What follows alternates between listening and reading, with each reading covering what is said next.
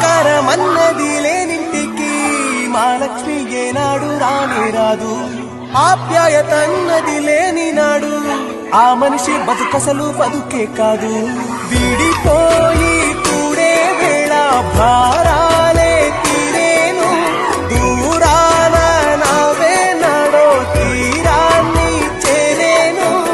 ఇంకొక జన్మంటూ ఆ దేవుడు నాకిస్తే మళ్ళీ బంధం నాకిమ్మని వరమడిగేస్తా. ఎవరేమి అంటున్నా ఎవరేమి చేస్తున్నా అనుబంధం